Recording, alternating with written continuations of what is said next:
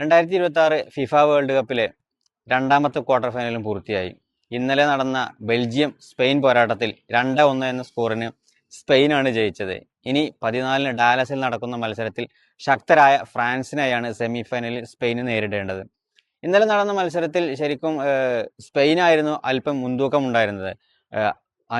അനുഭവസമ്പന്നരായ ഒരുപാട് താരങ്ങളുണ്ടായ ബെൽജിയത്തിന് കൂടുതൽ സമയത്തും സ്പെയിനിന് മേൽ സമ്മർദ്ദം ചെലുത്താൻ കഴിഞ്ഞില്ല. മത്സരത്തിൽ യുവതാരങ്ങളാൽ സമ്പന്നമായ സ്പെയിന് പലപ്പോഴും ബെൽജിയത്തിന്റെ പോസ്റ്റിൽ ആക്രമണങ്ങൾ അഴിച്ചുവിട്ടു.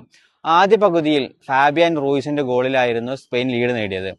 എന്നാൽ ഒരു ഗോൾ വഴങ്ങിയതോടെ പോരാട്ടം കടുപ്പിച്ച ബെൽജിയം ആദ്യ പകുതിയിൽ തന്നെ 41-ാം മിനിറ്റിൽ തന്നെ ഗോൾ മടക്കി സമനില കണ്ടെത്തി. ഇതോടെ മത്സരത്തിന് വീണ്ടും വാശി കൂടി. തുടർന്ന് ആദ്യ പകുതി 1-0 അവസാനിച്ചു. രണ്ടാം പകുതിയിലും ഇരു ടീമുകളും ജയത്തിനായി മികച്ച നീക്കങ്ങൾ നടത്തിയെങ്കിലും ബെൽജിയത്തിന് പലപ്പോഴും പിഴക്കുന്ന കാഴ്ചയായിരുന്നു നമ്മൾ രണ്ടാം പകുതിയിൽ കണ്ടത്. രണ്ടാം പകുതിയിലുടനീളം ബെൽജിയത്തിന്റെ കോർട്ടിലായിരുന്നു കളി നടന്നത്. ബെൽജിയത്തിന്റെ പോസ്റ്റിന് മുൻപിൽ ലാമിൻ യമാൽ അടങ്ങുന്ന സംഘം ഉൾപ്പെടെ പലപ്പോഴായി സമ്മർദ്ദം ചെലുത്തി. എങ്കിലും അവർക്ക് ഗോൾ നേടാൻ കഴിഞ്ഞില്ല.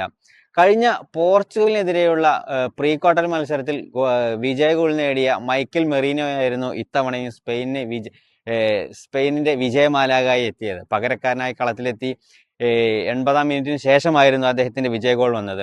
ഏതായാലും തുടർച്ചയായ രണ്ടാം മത്സരത്തിലും പകരക്കാരനായി കളത്തിലെത്തി സ്പെയിനിനെ വിജയത്തിലെത്തിക്കാൻ മൈക്കൽ മെറീനോക്ക് കഴിഞ്ഞു. ഏതായാലും ഇനി വരുന്ന സെമി ഫൈനലിൽ മൈക്കൽ മെറീനോയുടെ മായാജാലം നമുക്ക് പ്രതീക്ഷിക്കാം. എന്തായാലും 14-ാം തീയതി നടക്കുന്ന സ്പെയിൻ ഫ്രാൻസ് സെമി ഫൈനൽ പോരാട്ടത്തിനായി നമുക്ക് കാത്തിരിക്കാം.